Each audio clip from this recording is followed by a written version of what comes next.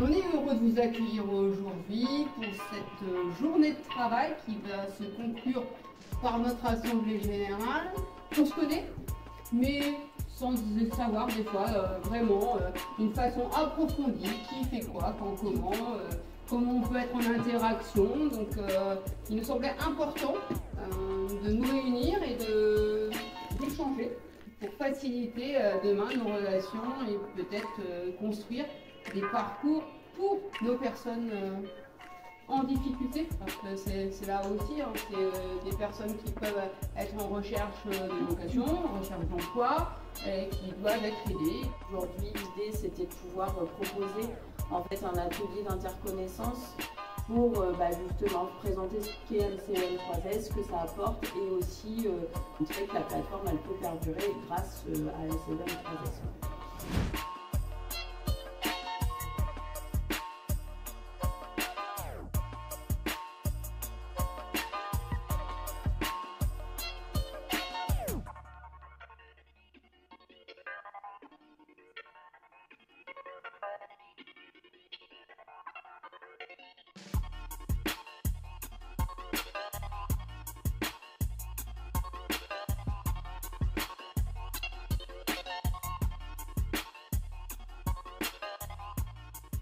Vous faire partager aujourd'hui, c'était la partie accompagnement en fait, qui est proposée au sein d'MCE.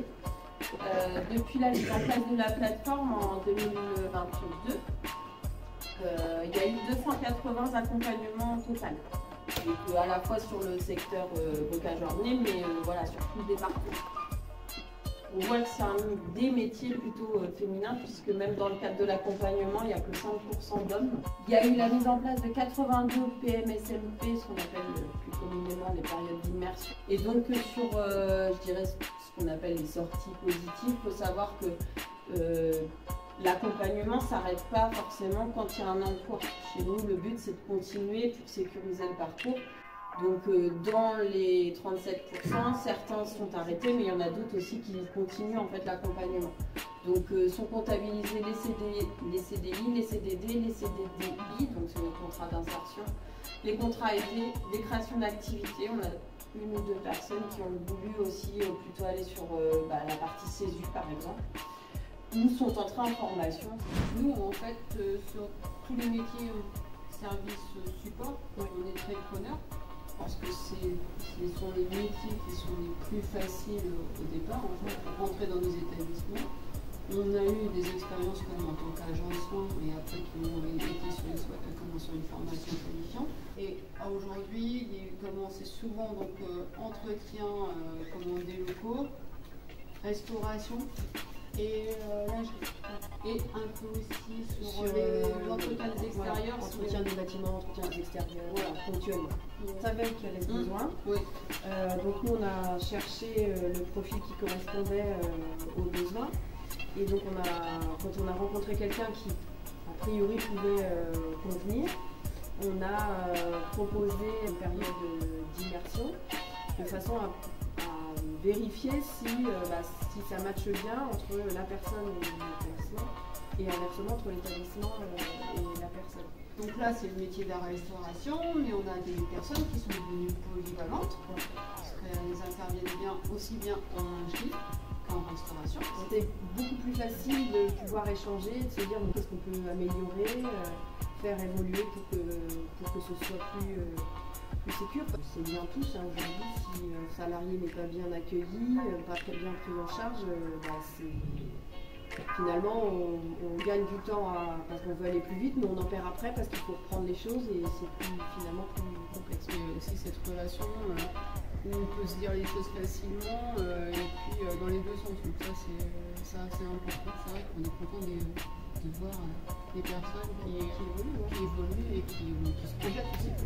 Même s'ils sont débutants en fait dans le métier et puis dans nos structures, quand la personne peut des fois se trouver en échec, on doit nous aussi s'interroger pourquoi la personne est en échec et essayer d'y remédier, mais tous ensemble. Quand on a débuté les périodes de vie ma vie, l'idée c'était l'interconnaissance des structures à la date. Et donc j'ai initié la dernière période de vie ma vie pour des infirmières qui étaient en poste au sein de l'État de Sainte-Anne pour un échange de pratiques professionnelles avec l'État de la Forêt sur en fait une analyse de pratique et de concept en fait de distribution de médicaments auprès de nos résidents. C'était en place sur les pas de la forêt, mais il y avait une vive inquiétude de la part de nos équipes infirmières. Donc l'idée c'était qu'elles puissent aller sur la structure pour lever en fait des inquiétudes qu'elles pouvaient avoir, voir quel était l'intérêt pour elles dans leur quotidien, de manière à réorganiser un petit peu leurs tâches, s'imprégner un petit peu de la pratique pour qu'elles adhèrent davantage au changement qui allait arriver sur la structure. Du coup, qui était porteur de la convention pour pouvoir mettre à disposition en fait, les salariés, donc les salariés chez moi, mais qui ont exercé donc une journée de travail chacune sur l'état de la journée.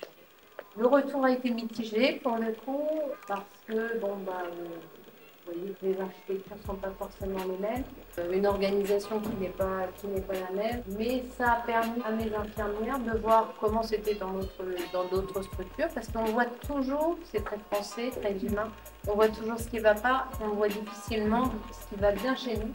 Et l'idée c'était de se dire ah non mais ils font ça comme ça, mais nous on fait ça différemment et on aime bien comment on fait. L'idée c'était aussi de pouvoir les rassurer sur leur pratique.